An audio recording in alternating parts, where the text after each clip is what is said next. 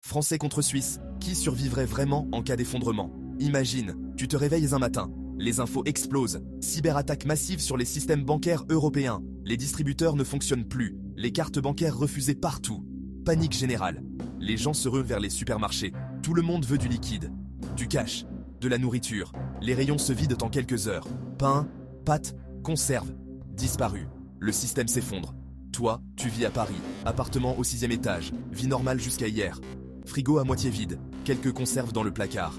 Tu comptais faire les courses ce week-end. Trop tard maintenant. Ton cousin, lui, vit à Genève. Même type d'appartement, même niveau de vie, même routine quotidienne. Sauf que dans les prochaines 72 heures, vos destins pourraient diverger radicalement. Qui de vous deux a les meilleures chances de traverser ce chaos? Devrais-tu rejoindre ton cousin en Suisse ou devrais-tu rester en France? Aujourd'hui, on va comparer la capacité de survie réelle des Français et des Suisses face à un effondrement. Pas de théorie fumeuse, pas de spéculation, que des faits concrets, des systèmes en place, des infrastructures réelles, des mentalités comparées. On va décortiquer 7 angles essentiels de la survie, et à chaque fois, tu verras une différence abyssale, parce qu'au bout de cette analyse, tu sauras exactement où tu voudrais être le jour où tout s'écroule. Si ce type de contenu te parle, like, laisse un boost, abonne-toi, active la cloche. Ça aide vraiment l'algorithme à toucher plus de gens qui ont besoin de ces infos. On y va. Angle 1, l'accès à l'eau. Premier critère de survie, l'eau. Sans eau, tu meurs en 3 jours, 5 maximum, c'est la priorité absolue numéro 1. En France, la majeure partie de la population est connectée à un réseau d'eau centralisé. Tu ouvres le robinet, l'eau coule. Simple, pratique, on n'y pense même plus. Mais voilà le problème massif. Ce système dépend essentiellement de l'électricité. Pompe électrique dans les stations de pompage, stations de traitement qui nécessitent de l'électricité, surpresseur pour monter l'eau dans les tours, coupure d'électricité prolongée. Le système s'effondre en 24 heures. Les châteaux d'eau se vident, les pompes s'arrêtent, plus d'eau dans les robinets. Tu vis en appartement au 6e étage à Paris? Bonne chance pour monter des bidons d'eau de 20 litres par les escaliers sans ascenseur. Plusieurs fois par jour, pour toute ta famille. Et encore faut-il trouver de l'eau quelque part. Réserve d'eau moyenne d'un foyer français? Quasi nulle. Quelques bouteilles d'eau dans le frigo. Un pack de 6 bouteilles dans le placard si tu es prévoyant. Maximum 3 jours pour une personne seule. Un jour pour une famille de 4. Connaissance des points d'eau naturels à proximité? 0. La Seine? Polluée. Impossible à boire sans traitement complexe. Des sources? Ou, tu ne sais même pas s'il y en a près de chez toi. En cas d'effondrement prolongé du réseau, des millions de Français se retrouveraient sans accès facile à l'eau potable en quelques jours, avec un risque énorme de pénurie, de maladies et de violence. Maintenant, la Suisse. Oui, il y a aussi un réseau centralisé, mais plusieurs différences massives. Premièrement, la culture de la préparation est ancrée. Les autorités suisses recommandent officiellement à la population de conserver chez soi des réserves d'eau et de nourriture pour au moins quelques jours à 2 semaines, ainsi que des moyens d'éclairage, de cuisson et une trousse de premiers secours. Cette culture de la préparation est beaucoup plus institutionnalisée qu'en France, même si tout le monde ne suit pas les recommandations au pied de la lettre. D'ailleurs, dis-moi en commentaire si tu le fais, si tu es suisse. Bidon de 20 litres dans les caves. Bouteilles par carton. Système de rotation pour que l'eau reste fraîche. Deuxièmement, accès facilité aux sources naturelles. La Suisse, c'est 1500 lacs, des milliers de rivières, des sources de montagnes partout. Beaucoup sont naturellement potables ou facilement filtrables. Même en vivant en ville, Zurich, Genève, Berne, tu n'es quasiment jamais à plus de 20 minutes à pied d'un lac ou d'une rivière. Et culturellement, les Suisses connaissent leurs sources locales. Ils savent où aller chercher de l'eau en cas de crise. Troisièmement, système de filtration largement répandu. Beaucoup de foyers suisses ont des filtres à eau, des systèmes Berkey, des filtres à gravité, des pastilles de purification. En France, presque personne. Résultat concret, en cas de coupure totale du réseau d'eau, les Suisses pourraient en tenir des semaines voire des mois. Les Français, environ 3 jours. Alors, deuxième critère, la nourriture. Sans nourriture, tu meurs en disons 3 semaines. Mais bien avant ça, tu deviens faible, incapable de réfléchir correctement, incapable de te défendre, vulnérable. Foyer français moyen, stock alimentaire pour combien de temps? 3 à 5 jours, maximum. Et encore, en rationnant. Les Français vivent en flux tendu quasi total, ils font les courses 1 ou 2 fois par semaine, frigo plein, mais de produits frais qui périssent vite. Un peu de viande, des légumes, du fromage. Tout ça pourri en 4 jours sans électricité. Quelques pâtes dans le placard. 2 ou 3 boîtes de conserve, un peu de riz. C'est tout. Mentalité dominante. Pourquoi stocker? Le supermarché est à 5 minutes. Je peux y aller quand je veux. Sauf que le jour de l'effondrement, ce supermarché pourrait se vider en quelques heures. On l'a vu pendant le Covid. Et c'était juste une pandémie avec confinement. Pas un vrai effondrement. Les rayons de pâtes, riz, farine, conserves, vides en une journée. Bousculade dans les rayons, altercation pour les derniers paquets, tension pour certains produits de base. Imagine un vrai effondrement. Avec panique totale, violence, pillage. Tu arrives au supermarché, il n'y a rien. Les portes sont fracassées. Les gens se battent pour les dernières miettes. Et toi, chez toi, tu as de quoi tenir 3 jours. Après, tu meurs de faim. Ou tu rejoins les pillards. Foyer suisse moyen. Stock alimentaire pour combien de temps? Minimum 2 semaines. Souvent 1 mois. Parfois plusieurs mois pour les plus prévoyants. Et ce n'est pas du survivalisme marginal réservé à quelques parano dans les montagnes. C'est la norme culturelle. Le gouvernement suisse recommande officiellement à chaque citoyen d'avoir eau pour 1 semaine minimum, on en a parlé. Nourriture non périssable pour 2 semaines minimum. Moyens de cuisson sans électricité, comme un réchaud à gaz, un camping-gaz, etc. Trousse de premier secours complète. Radio à pile, lampe de poche et bougies. Moyens de chauffage alternatifs. Ces recommandations ne sont pas théoriques. Les gens les suivent vraiment. Va dans une maison suisse moyenne.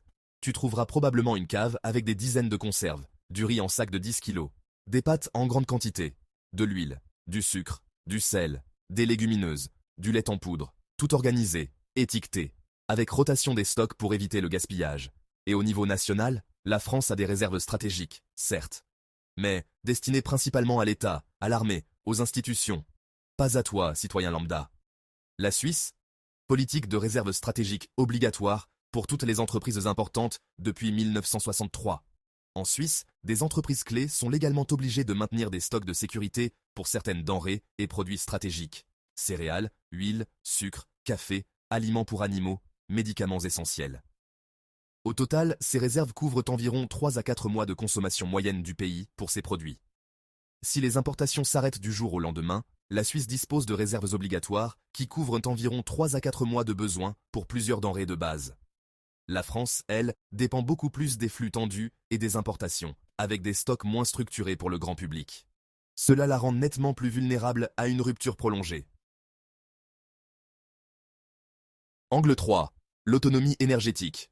Pour se chauffer, pour cuisiner, pour s'éclairer, pour survivre en hiver. Tu vis en France, en appartement, chauffage électrique ou gaz de ville, plaque de cuisson électrique ou à gaz, lumière électrique, pas de cheminée, pas de poêle à bois, rien. Coupure prolongée d'électricité en plein hiver, tu meurs de froid en quelques jours. Température en janvier-février en région parisienne, souvent autour de 0 degré la nuit, parfois -5. Sans chauffage dans un appartement moderne mal isolé, la température intérieure descend à 5 ou 10 degrés en 48 heures. Hypothermie, gelure, pneumonie, mort, surtout pour les enfants, les personnes âgées, les malades. Et on ne parle pas de science-fiction, on l'a déjà senti passer. Pendant l'hiver 2022-2023, l'État et RTE ont mis sur la table l'hypothèse de coupure d'électricité programmée, des délestages tournants de 2 heures, quartier par quartier, si la demande explosait. Panique dans les médias. Et ce n'était même pas un effondrement. Juste un hiver un peu froid et quelques centrales nucléaires en maintenance. Le réseau électrique français est très centralisé et dépend majoritairement du nucléaire, avec une 60aine de réacteurs qui fournissent autour de 70% de l'électricité, selon les années. Cette complexité le rend potentiellement vulnérable à des pannes en cascade ou des tensions sévères en cas de crise majeure, même si l'effondrement total n'est pas une certitude. Et toi, dans ton appartement, sans électricité, sans gaz, tu fais quoi? Tu es vulnérable. Très vite. Et sans plan B, tes chances s'effondrent. Maintenant, la Suisse. Premier avantage, mix énergétique, décentralisé et résilient. 60% d'hydroélectrique. Des dizaines de barrages répartis dans les Alpes et le Jura. Petite centrale, moyenne centrale, grande centrale. Si un barrage tombe, les autres fonctionnent. Le système est décentralisé par nature, pas de point de défaillance unique. Et l'hydroélectrique, c'est simple technologiquement. Facile à maintenir, facile à réparer. Pas besoin de combustible importé. L'eau coule, l'électricité est produite. Le reste, 35% de nucléaire, mais seulement 5 centrales, bien plus gérable que 56. Deuxième avantage, la culture du chauffage alternatif. Beaucoup de foyers suisses, même en ville, ont encore des poêles à bois fonctionnels, des cheminées qui ne sont pas juste décoratives, des systèmes de chauffage au bois ou au pellet en backup. Pourquoi? Parce que culturellement, les Suisses se méfiaient de la dépendance totale au système. Bois disponible partout, forêt gérée durablement. Accès légal au bois mort en cas de crise. Coupure d'électricité prolongée en Suisse en plein hiver. Les gens allument leurs poêles. Ils sortent leur couverture de survie. Ils se regroupent dans une pièce pour conserver la chaleur. Ils ont des solutions de repli. Des plans B, des plans C. En France, presque rien. Des millions de personnes seraient exposées à un risque mortel. Troisième avantage, équipement de cuisson alternatif. Beaucoup de foyers suisses ont des réchauds à gaz, des camping-gaz, des barbecues, des moyens de cuisiner sans électricité. En France, la plupart des gens n'ont jamais cuisiné sans électricité de leur vie. Plus d'électricité, plus de nourriture chaude, plus de stérilisation de l'eau, plus rien. Angle 4, la densité urbaine et la géographie. Quatrième critère, où tu vis physiquement. La densité, l'environnement.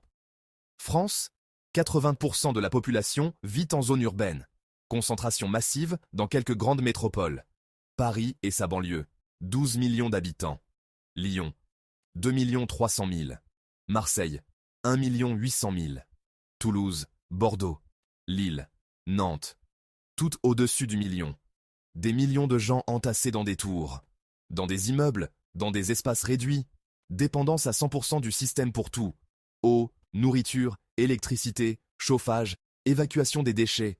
Pas de jardin, pas de potager, pas de capacité à produire quoi que ce soit, pas d'accès à la nature. Tout est béton. Tout est asphalte. En cas d'effondrement, ces villes deviennent des pièges mortels. Pourquoi? Premièrement, plus d'eau courante dans les tours. Les appartements au-dessus du 3e étage deviennent inhabitables. Difficile de monter de l'eau sans ascenseur. Deuxièmement, plus de nourriture. Des millions de personnes affamées dans un espace restreint. Violence, pillage, émeutes, guerre civile. Troisièmement, accumulation de déchets, maladies, épidémies, rats, choléra, typhoïde. Quatrièmement, impossibilité de fuir. Routes saturées, embouteillage monstre, panique. On l'a vu dans toutes les crises urbaines de l'histoire. La Nouvelle-Orléans après Katrina, Beyrouth, Caracas, Damas. Les villes s'effondrent les premières. Toujours. Suisse, population beaucoup plus dispersée. Pas de mégapole. Zurich, la plus grande ville, 400 000 habitants. Genève, 200 000. Bâle, 170 000. Rien de comparable avec Paris. Beaucoup de petites villes, de villages, de zones semi-rurales, de hameaux dispersés dans les montagnes. Même en vivant en ville, tu n'es jamais loin de la nature. Proximité immédiate avec les forêts, les lacs, les montagnes, les rivières. Accès facile à des zones où tu peux chasser, pêcher, cueillir, cultiver. Beaucoup de Suisses, même citadins, ont des jardins, des potagers, des arbres fruitiers, des compétences agricoles de base. En cas de crise, la dispersion géographique, c'est une force énorme. Moins de concentration, moins de pression sur les ressources, moins de violence, moins de chaos. Et surtout, possibilité réelle de s'autosuffire partiellement. Un Suisse avec un jardin, des poules, un accès à un lac, un peu de connaissances en plantes sauvages comestibles, il peut survivre des mois. Un Parisien au 6e étage sans ascenseur, il pourrait mourir en une semaine environ. Angle 5, la mentalité et la culture de préparation. Le Français moyen dira souvent « ça n'arrivera jamais, on vit en 2025, pas au Moyen-Âge, le gouvernement gérera, l'Union européenne aidera, tout ira bien ». Voilà, mentalité de dépendance totale au système, une confiance aveugle dans l'État-providence et une attente passive que quelqu'un vienne te sauver. Les survivalistes, moqués, ridiculisés, traités de parano, de complotistes, de marginaux, stocker de la nourriture, t'es fou ou quoi? Tu regardes trop de séries apocalyptiques, avoir un plan d'urgence familial, bizarre, anxiogène, carrément paranoïaque. Résultat, zéro préparation, zéro autonomie, zéro résilience, zéro compétence pratique. Combien de Français savent vraiment filtrer de l'eau, faire du feu sans briquet ni allumette, identifier des plantes comestibles, chasser ou pêcher, soigner une blessure sans hôpital, se défendre physiquement? Très peu, franchement. Ils ont tout délégué au système. Ils ne savent plus rien faire de leurs mains. Quand le Covid a frappé, une simple pandémie avec confinement, pas un effondrement complet, on a déjà vu des scènes d'achat panique, ruées sur le papier toilette, les pâtes, le riz, rayons vides dans certains supermarchés, clients à bout qui se disputent pour les derniers paquets. Imagine un vrai effondrement, avec famine, soif, violence. En France, sans préparation, le chaos social pourrait exploser en quelques jours. Le Suisse moyen, lui, pense « on ne sait jamais ce qui peut arriver ». Mieux vaut être prêt, c'est une question de responsabilité. Culture de la responsabilité individuelle, profondément ancrée, pas de paternalisme d'État excessif. Le gouvernement donne des recommandations, mais c'est à toi de te préparer, pas à l'État de tout faire pour toi. Service militaire obligatoire pour tous les hommes, durée de 18 à 21 semaines. Résultat, chaque citoyen suisse s'est tiré avec une arme à feu, se défendre, appliquer les premiers secours de base, réagir en cas d'urgence, suivre des procédures de sécurité, travailler en équipe sous stress. Et après le service, les hommes rentrent chez eux avec leur arme de service, fusil d'assaut, munitions, à la maison. Pourquoi? Pour pouvoir être mobilisés en quelques heures en cas de crise nationale. Mais aussi, culture de l'autodéfense, de la responsabilité, de la préparation. Au-delà du militaire, exercice de protection civile régulier, sirène d'alerte testée chaque premier mercredi de février, brochure distribuée par le gouvernement avec des conseils de survie concrets. Stocker de la nourriture et de l'eau? Normal, prudent, recommandé officiellement. Pas parano, pas bizarre, juste du bon sens. Cette différence de mentalité, c'est ce qui fait toute la différence en cas de crise. Les Suisses ne paniquent manquent pas, ils activent calmement le plan qu'ils ont répété mentalement 100 fois. Les Français? Chaos total, panique, paralysie, mort. Angle 6. Les infrastructures de protection civile. Explosion nucléaire, fuite chimique, effondrement d'un barrage, catastrophe industrielle, violences urbaines extrêmes. Où vas-tu? En France, les abris de protection civile existent pour combien de personnes? Moins de 1% de la population. Peut-être 500 000 places, maximum, pour 67 millions d'habitants. Quelques bunkers abandonnés de la guerre froide, la plupart transformés en parkings souterrains, en caves à vin, en salles de stockage, en discothèques. Non fonctionnels, non entretenus, équipements volés ou pourris. En cas de catastrophe majeure, explosion d'une centrale nucléaire, attaque chimique, chaos urbain total, tu n'as nulle part où aller. Tu restes chez toi, dans ton appartement, avec des fenêtres en simple vitrage, sans protection, exposé à tout. Radiation, tu les prends, gaz toxiques, tu les respires, violence, tu les subis. Presque aucun plan d'évacuation, aucune procédure claire, aucun refuge. En Suisse, 100% de la population a une place garantie dans un abri anti-atomique. Je répète, 100%. 365 000 abris, répartis sur tout le territoire, dans les caves des immeubles, dans les maisons individuelles, dans les écoles, dans les hôpitaux, dans les bâtiments publics. Capacité totale, 9 millions de places, pour 8,7 millions d'habitants. Plus de places que d'habitants. Ils ont prévu large. Ces abris ne sont pas théoriques, ils sont réels, fonctionnels, entretenus régulièrement, testés. Construction en béton armé, 1 mètre d'épaisseur minimum, capable de résister à une onde de choc nucléaire, à des effondrements de bâtiments, à des explosions. L'équipement? Filtres à air, NBC. Nucléaire, biologique, chimique. Système de ventilation autonome capable de filtrer les radiations, les gaz toxiques, les agents biologiques. Réserve d'eau potable, citernes scellées, stock de nourriture lyophilisée, conserve, ration de survie, lits superposés ou bancs pour dormir, sanitaire, toilettes sèches, système d'évacuation, système de communication radio, liaison avec les autorités, générateurs électriques de secours, batteries, éclairage d'urgence, bougies, lampes à piles, trousse médicale complète. Ces abris sont conçus pour permettre de tenir plusieurs jours, voire plusieurs semaines, avec système de filtration d'air, réserve d'eau et de nourriture, sanitaire et équipements de base. Ce n'est pas de la science-fiction, c'est réel, opérationnel. En Suisse, la loi prévoit une place protégée pour chaque habitant dans un abri à proximité de chez lui, et les autorités ont des plans d'attribution prêts à être activés en cas de crise. En cas d'effondrement avec catastrophe nucléaire, chimique ou violences urbaines extrêmes, les Suisses descendent dans leurs abris, ferment les portes blindées, activent les filtres, attendent que ça passe. Les Français? Exposés, sans protection, condamnés. Angle 7. L'accès aux soins et l'autonomie médicale. 7e et dernier critère. Se soigner sans hôpitaux, sans médecins, sans pharmacie. Parce qu'en cas d'effondrement, le système de santé pourrait s'effondrer en quelques jours. En France, système de santé centralisé, hôpitaux publics, urgences débordées déjà en temps normal, temps d'attente aux urgences, souvent 4 à 8 heures, parfois 12 heures, pour des cas non urgents. Lits en réanimation, à peine 5000 dans tout le pays, saturés en permanence. En cas d'effondrement, le système pourrait s'effondrer quasi instantanément. Plus de médicaments, rupture des chaînes d'approvisionnement, tout vient d'Inde et de Chine. Plus de personnel, les médecins et infirmières fuient ou restent chez eux pour protéger leur propre famille. Hôpitaux pillés, médicaments volés, chaos total. Toi, chez toi, tu as quoi comme stock de médicaments? Quelques Doliprane, un vieux tube de crème, un pansement qui traîne, c'est tout. Antibiotiques? Rien, interdit sans ordonnance. Antidouleur puissant? Rien. Matériel de suture? Rien.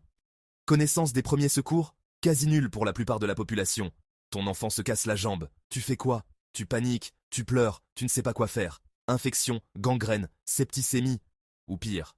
En Suisse, culture de l'autonomie médicale beaucoup plus développée. Formation aux premiers secours beaucoup plus répandue, souvent obligatoire dans certaines professions, encouragée partout. Beaucoup de foyers ont des trousses médicales complètes, pas juste 3 pansements. On parle de antibiotiques, certains Suisses stockent légalement via ordonnance renouvelée, antidouleurs puissants, matériel de suture stérile, bandages, compresses, garrots, désinfectants en quantité, thermomètres, attelles, couverture de survie. Et surtout, connaissance. Les Suisses savent immobiliser une fracture, désinfecter une plaie, suturer si nécessaire, traiter une brûlure, reconnaître les signes d'une infection. Au niveau national, la Suisse maintient des réserves stratégiques pour des médicaments essentiels comme l'insuline, certains antibiotiques ou anticoagulants, dimensionnés pour couvrir plusieurs mois de besoins en cas de rupture d'approvisionnement. En cas de rupture totale des approvisionnements internationaux, les Suisses tiennent. Les Français tombent. Diabétiques sans insuline, morts en quelques semaines. Infections non traitées, septicémie, ou pire, accidents sans soins, hémorragie, ou pire. Alors, verdict final absolu. Si tu veux vivre confortablement en temps normal, profiter de la vie urbaine trépidante, des restaurants, des cinémas, des musées, de la diversité culturelle, du dynamisme économique, la France gagne. Clairement, sans hésiter. Paris, c'est magique. Lyon, c'est magnifique. La France, c'est un pays incroyable pour vivre. En temps normal. Mais, si tu veux survivre en cas d'effondrement, si tu veux protéger ta famille, si tu veux de vraies chances réelles de traverser le chaos qui vient, la Suisse écrase. Complètement. À tous les niveaux. Sans exception. Stocks alimentaires, Suisse gagne. Réserve d'eau, Suisse gagne. Autonomie énergétique, Suisse gagne. Densité et géographie, Suisse gagne. Mentalité de préparation, Suisse gagne. Abri de protection, Suisse gagne. Autonomie médicale, Suisse gagne. 7-0. Match nul impossible. La France vit dans l'illusion que tout ira toujours bien, que le système est éternel, que la croissance est infinie, que les supermarchés seront toujours pleins. La Suisse sait que tout peut s'effondrer, du jour au lendemain, sans prévenir. Et elle s'y prépare, concrètement, sérieusement, depuis des décennies. Alors, toi, honnêtement, tu rejoindrais ton cousin en Suisse ou tu resterais en France? Dis-le franchement en commentaire. Et si cette vidéo t'a ouvert les yeux sur des réalités que personne ne montre jamais, like, laisse un boost, abonne-toi, partage autour de toi.